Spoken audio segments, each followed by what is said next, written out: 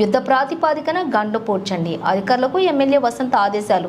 దెబ్బతిన్న రహదారి పరిశీలన. ఎన్టీఆర్ జిల్లా జీకొండూరు చిననందిగామ ఆకస్మిక వరదలు బొడమేరు వాగులు ఉప్పొంగిన కారణంగా జీకొండూరు మండలంలోని 35 చెరువులకు గండ్లు పడ్డాయని, వాటిని పకడ్బందీగా పూడ్చివేసేందుకు యుద్ధ ప్రాతిపాదికన చర్యలు చేపట్టాలని మైలవరం శాసనసభ్యులు వసంత వెంకట కృష్ణప్రసాద్ అధికారులను ఆదేశించారు.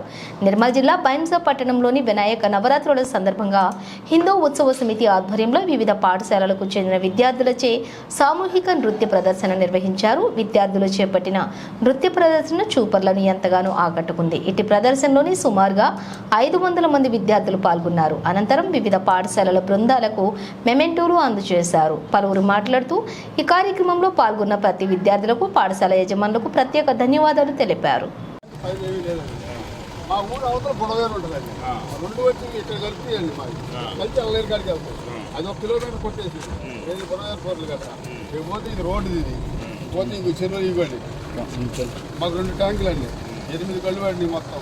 ఫస్ట్ క్యాంటీ ఇదండి, ఈ పెద్ద చెరువు పెద్ద చెరువు. ఇది ఎన్ని ఎకరాలు? ఇది 140 ఎకరాలు.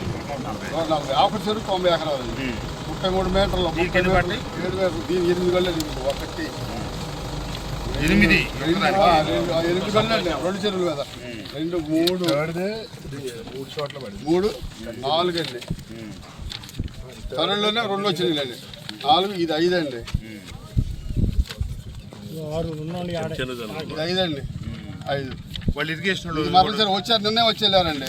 వాళ్ళు అడిగి అన్నారు ఎమ్మెల్యే గారితో మాట చేయించండి అన్నారు. మీ పెద్దది చాలా వరకు ఉంది, ఇది మేము ఎమ్మెల్యే గారితో మీరు మాట్లాడి ఒక మాట చేయించండి. అటు కాదు సార్, మట్టి అంతా దొరుకుతుందా? మేము 7వ సారి తందాలు పడతామండి.